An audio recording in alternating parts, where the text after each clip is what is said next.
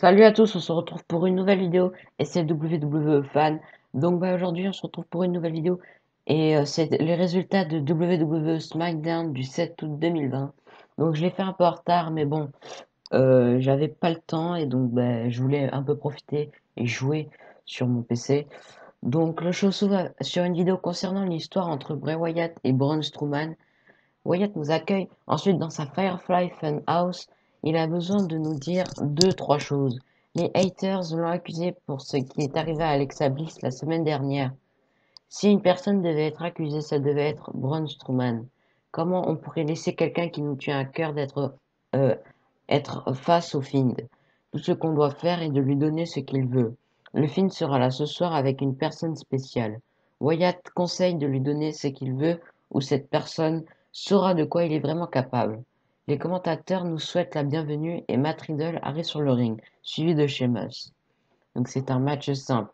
Le premier match de la soirée, c'est Matt Riddle contre Sheamus. À la fin du match, Matt Riddle et Sheamus se battent à l'extérieur du ring. Sheamus remonte et Shorty G arrive de derrière pour attaquer Matt Riddle. L'arbitre met fin au match. Donc le gagnant, Matt Riddle par disqualification.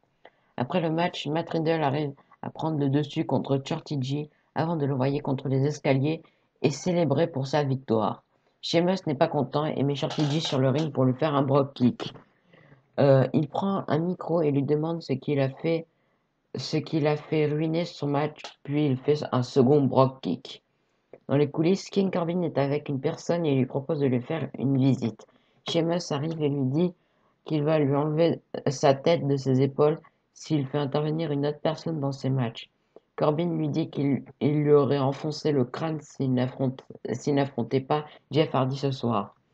The Miz et Morrison sont sur le ring pour un dirt sheet.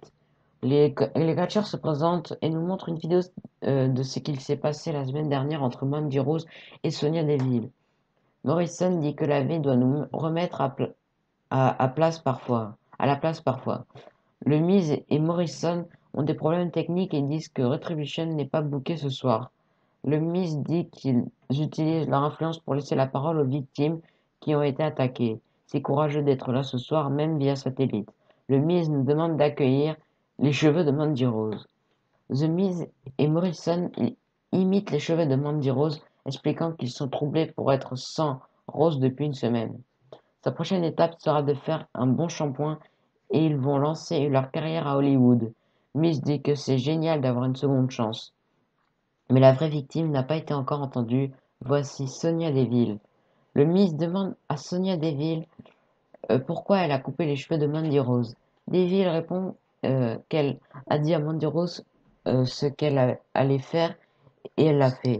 Quel est le problème? C'est une femme de parole. Et quand elle dit qu'elle va faire quelque chose, elle le fait.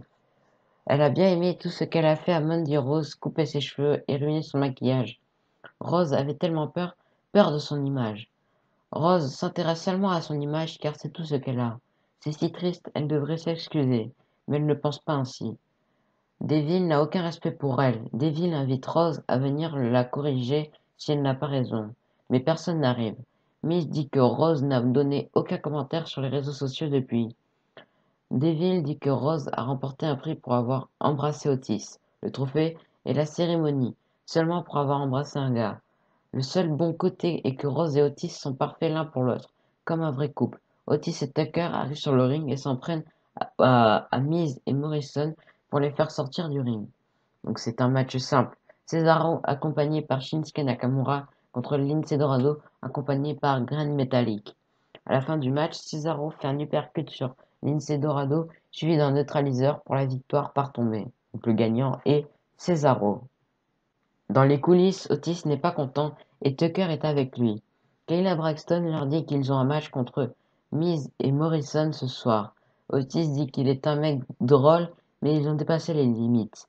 Il a l'habitude d'être le sujet des blagues, mais lorsque les blagues touchent Mandy Rose, elles sont terminées. The Fiend arrive sur le ring, de retour de la pause publicitaire. Alexa Bliss est assise sur le ring et le Fiend lui tourne autour. Il approche sa main d'elle, mais Bliss l'arrête et lui touche le visage. Le Fiend recule et Braun Strowman apparaît sur l'écran géant. Strowman dit que c'est un bâtard sadique. Jouer avec ses émotions fonctionnera et il s'en fout d'Alexa Bliss. Tout ce qui l'intéresse, c'est de détruire Wyatt. Il y avait deux façons de sortir des marécages. La première, il y sortait en étant le fils de pute le plus démoniaque de tous les temps. La seconde, il y sortait en étant la personne qui a déchiré le film. Puisqu'il est sur le ring, il est le fils de pute le plus démoniaque. Il réalise son destin. Il est le monstre. À SummerSlam, le Fiend affrontera ses peurs, il affrontera le monstre. Donc c'est un match simple. Jeff Hardy contre King Corbin. À la fin du match, King Corbin envoie Jeff Hardy à l'extérieur du ring et Sheamus arrive de la rampe pour faire un drop kick à Jeff Hardy. L'arbitre arrête le match. Donc le gagnant par disqualification, Jeff Hardy. Après le match, Sheamus et King Corbin se font face. Après la pause publicitaire, un match entre les deux catcheurs commence. Donc c'est un match simple. Sheamus contre King Corbin. À la fin du match, King Corbin se relève, puis Matt Riddle saute au-dessus de Corbin depuis les cordes. Sheamus en profite pour faire un drop kick à Corbin pour la victoire par tombée. Donc le gagnant est Sheamus. Dans les coulisses, Sasha Banks demande à Bayley si elle va bien malgré son match contre Asuka à Raw lundi. Banks a besoin que Bayley fasse ça pour elle. Bayley dit qu'Asuka veut se venger de ce qu'elle a fait à Kairi Sane. Une personne arrive pour lui demander d'aller sur le ring pour une conférence avec Stephanie McMahon. Dans les coulisses, Kayla Braxton est avec Biggie et cherche à savoir ce que sera son futur sans Kofi Kingston et Xavier Woods.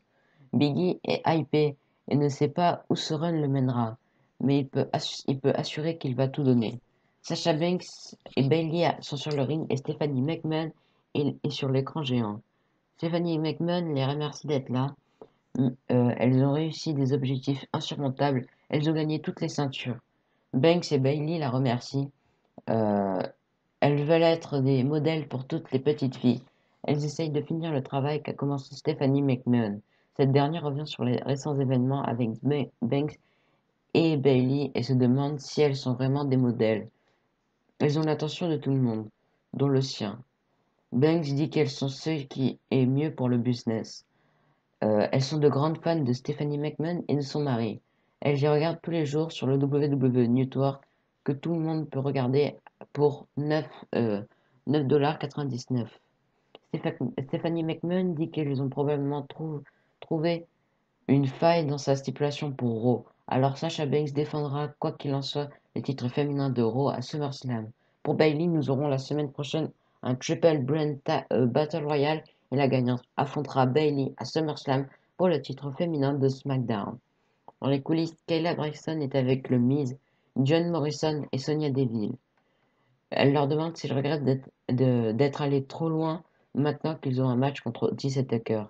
Le Miz dit qu'il est parfois une bonne comédie, fait mal à recevoir. Morrison dit que Tucker et Otis se mettent en colère puis font des erreurs. Braxton dit qu'elle n'a jamais vu Otis aussi énervé. Le Miz demande si Otis va les manger. Donc c'est le main event, c'est un tag team match. Le Miz et Morrison, accompagnés par Sonya Deville, contre Otis et Tucker. À la fin du match, Mandy Rose arrive par derrière et attaque Sonya Deville. Une bagarre éclate entre les deux catcheuses et l'arbitre met fin au match. Donc il n'y a aucun gagnant, donc c'est un no contest.